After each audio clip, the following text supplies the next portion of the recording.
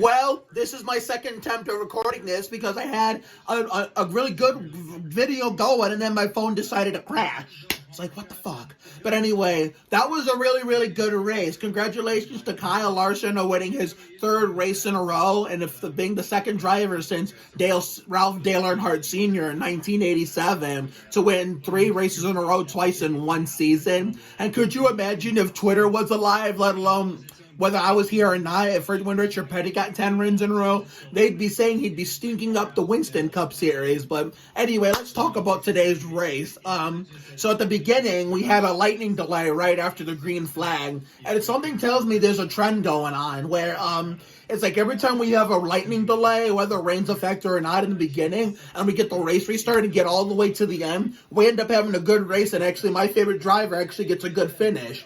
We saw it in the 2019 Tropicana 400, the last race we ever got at Chicagoland Speedway. A wind and lightning delay gave us a good show. Austin got a top 10.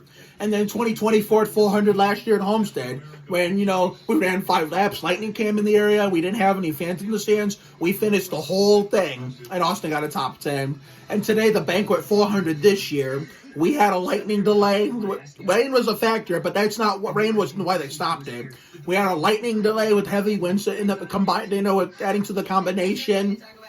And we ended up getting a good race out of it, and Austin got a top 10 again. Will this trend continue in 2022? I don't know.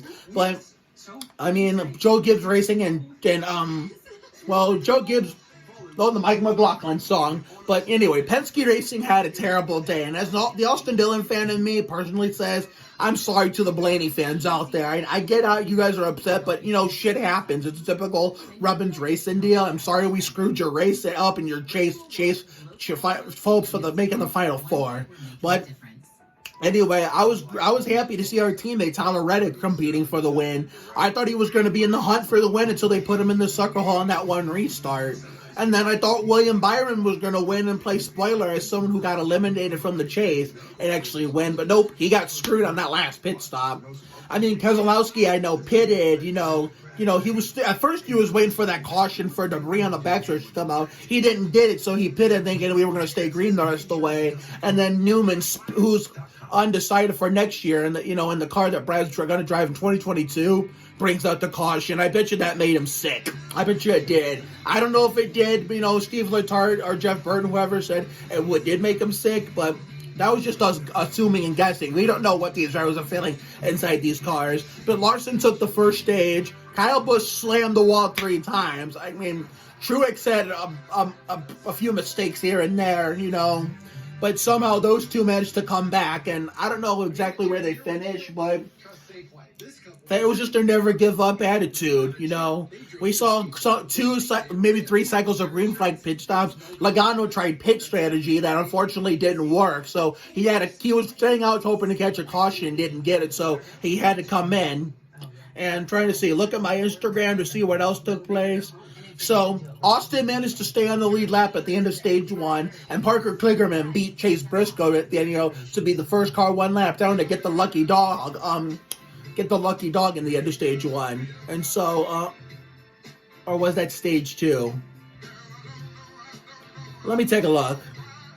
Yeah, that was stage 1. And then stage 2, let me see. Let me watch this again. I'm going to watch it again. You are so dead. Oh, okay, now I remember. Okay, never mind. Blaney was the one trying to fight to stay on the lead lap as the last car in the lead lap at the end of stage 2, and he managed to do it. And so this 550 horsepower package, as awful as it is, it's shown flashes of brilliance in the past, and today proved a perfect example of that. The race wasn't terrible. It was like a 6 out of 10 for me, but it wasn't really perfect either. But this package, if it's going in the trash, whether after today or after the Checker Auto Parts 500 at Phoenix in 2 weeks, it's going in the dumpster, and I'm glad it is. And next year, when we crown the 2022 Winston Cup champion, me and my dad are taking a trip to Phoenix to go to the Checker Auto Parts 500 season finale to see my first time crowning a champion in person, and this will be my second chase race in person. So Therefore, it was a good race all around. It wasn't great, but it was good, and it wasn't really all that bad either. Next week at Martinsville for the Old Dominion 500 in the round of 8 finale. Glad your bitch ass didn't win, Joker. So next week for the Old Dominion 500 at Martinsville on Halloween, it's gonna be chaotic, total chaos like Casey Atwood, and it is going to be a bitch whether you're in the chase or not. So I will see you all throughout the week for more videos, more reaction videos for my favorite shows and whatnot.